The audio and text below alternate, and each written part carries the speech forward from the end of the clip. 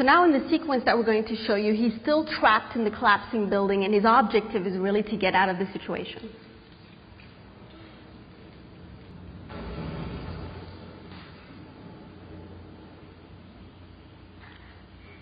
So I'd like to present you Sarah Flores.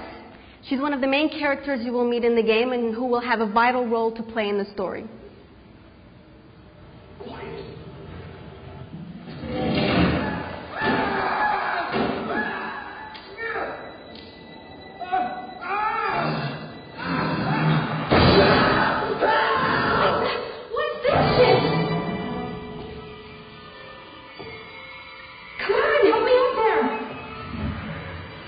Don't try to take advantage of the situation. Don't flatter yourself.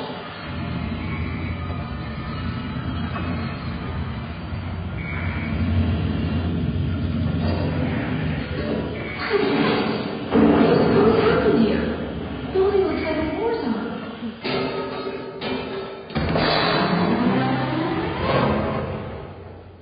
So you'll be able to interact with your environment with all the objects that you can be able to find. Some of the objects that are small you'll be able to pick up and store into your inventory. But one of the cliches that we're breaking with the inventory system is that it's no longer a static menu that brings you out of the game and out of the immersion of the game. It's on the character himself in real time inside his jacket.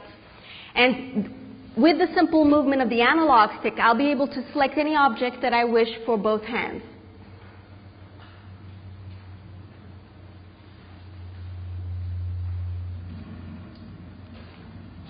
And of course, the different objects that I can store in my environment are simple everyday objects that I can find. Like here, for example, glow sticks, bottle of cleaning liquid.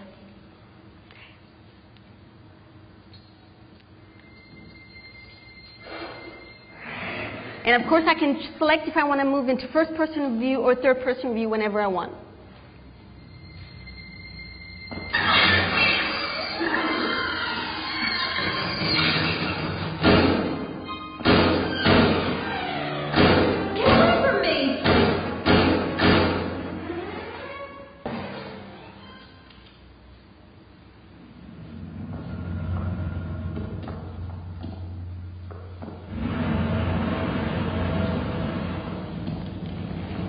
Some other objects that are not big enough, that are too big, for example, to store into your inventory system, like, for example, an extinguisher, I can pick up and I can manipulate. And the manipulation of these objects are directly linked to the analog stick. So the speed and movement that I apply to this analog stick is directly linked to the actions that the character does.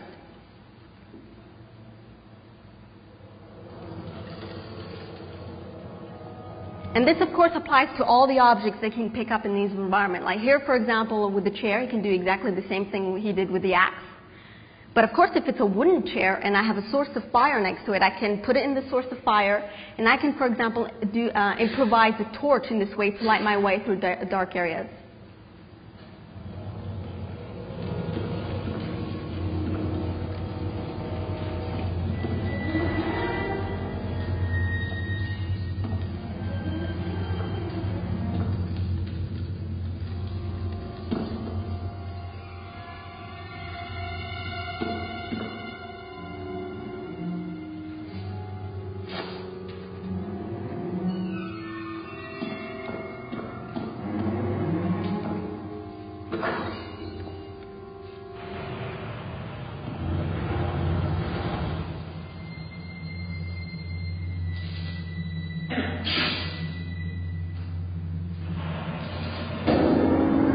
And of course, I said earlier, danger can come from everywhere.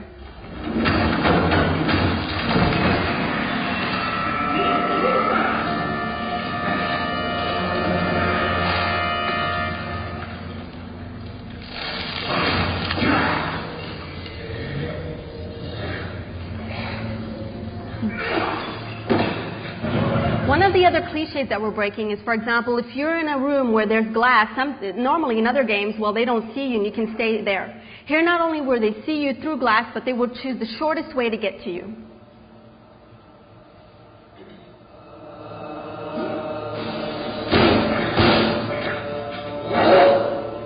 And as as you can see, bullets will not be the most effective way to get rid of them. Alone in the Dark is not about building your arsenal of weapons and getting the latest bazooka type of game. It's more about how can I use my environment in the most effective way to get rid of, to figure out how I can get out of that situation.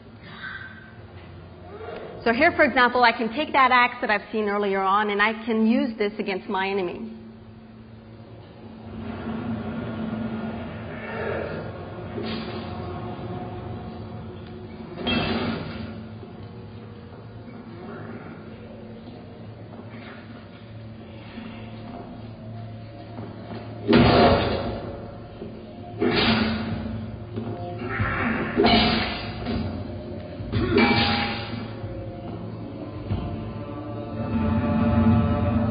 And since the only thing that will completely destroy these enemies is by fire, I will have to use fire to get rid of them. So here, for example, I can pick up and drag their dead body next to a source of flame to get rid of them.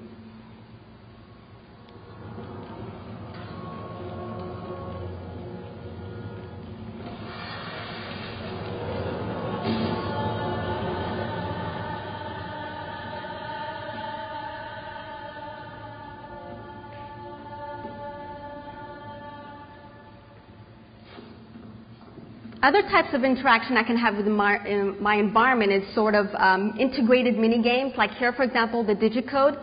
So I can, for example, get close to it and try to figure out the numbers, the combination with the bloody touches. Or, for example, if I don't have the patience to do this, I can just grab my gun, shoot it, and the wires will come out, and I'll be able to do the wires on the digicode. So here the idea is that both analog sticks represent your hands to give that idea of immersion always into the game, and you'll be able to switch to choose the right combination.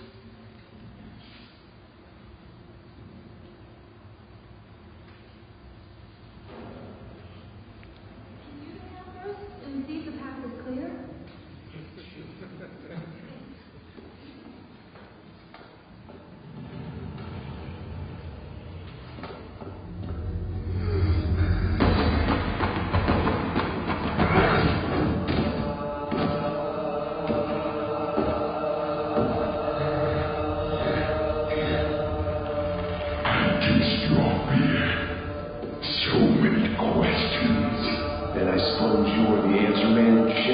Who are you anyway? Join me. No more pain. No more fear. You only have to die. You're quite a negotiator. Oh my God! Remember me!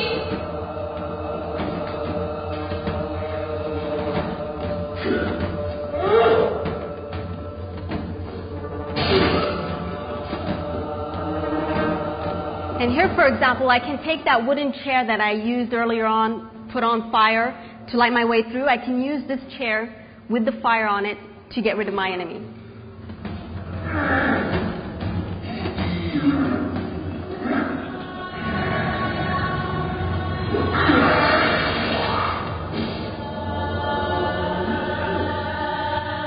Okay, let's see how all these different principles flow through this open environment of Central Park.